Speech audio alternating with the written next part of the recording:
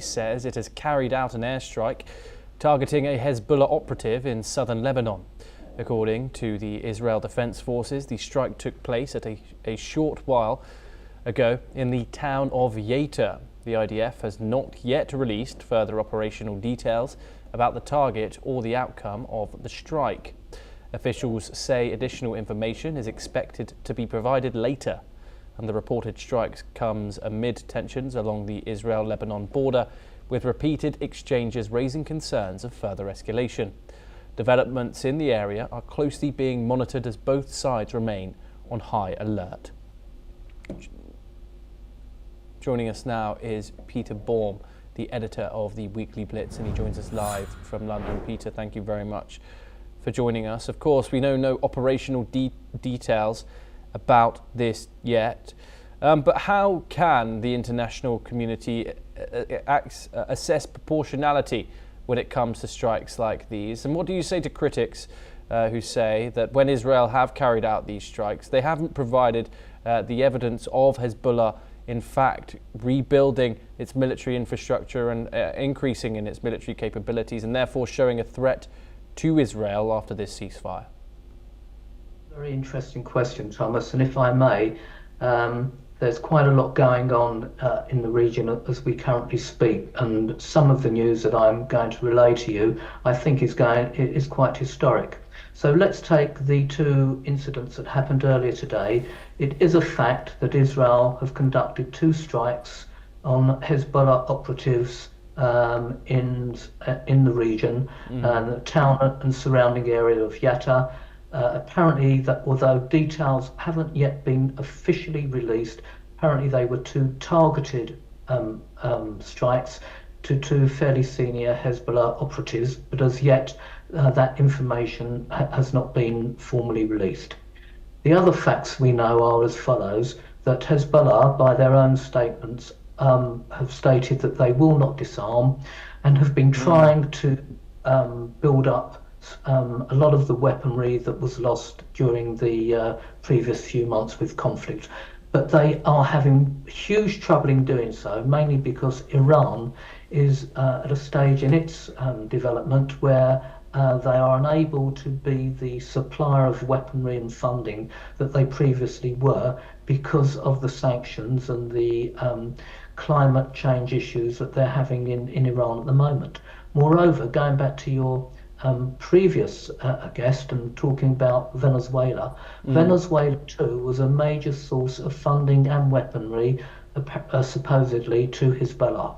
But there's something else going on here, Thomas, which is quite remarkable and has been all over the Arab press earlier today and is just filtering through to the Western press, and that is as follows. For the first time in nearly 50 years, the Lebanese government have stated that they are in the first phase of disarming Hezbollah south of the Litani River. Now, we know that the Trump administration and the Israelis have been encouraging, helping the Lebanese government to do this for months now, and so far until today, Lebanon, although stressing that she will do this, has failed to do so.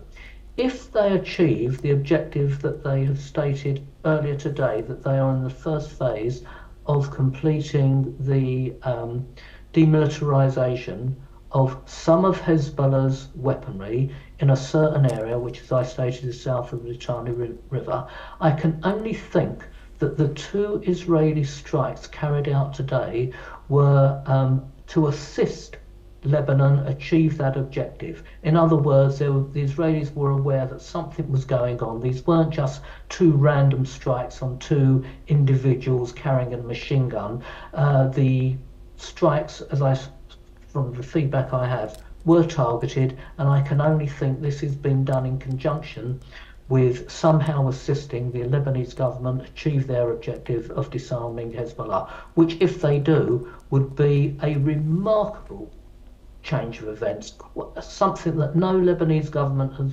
done since the Hezbollah found its foothold in Lebanon in 1982. So quite remarkable. But as I say, I think the strikes by Israel today, your first question, with what's going on with Lebanon and trying to disarm Hezbollah, I believe are connected.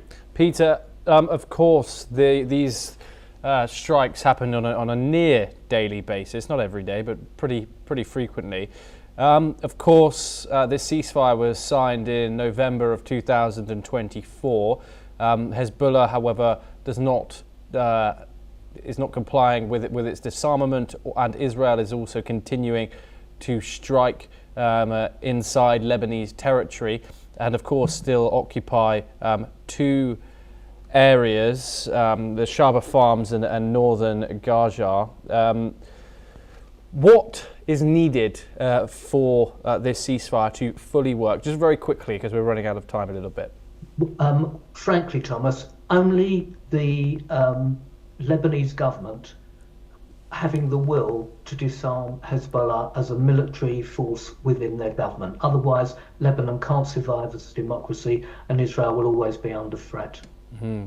Peter Bohr, thank you very much. Always a pleasure to having you join us. Thank you very much for joining us. We now move on and into a related development. An Israeli President, Isaac Herzog, has been joined by members of the Australian Jewish community in Jerusalem, where the victims of the deadly Bondi Beach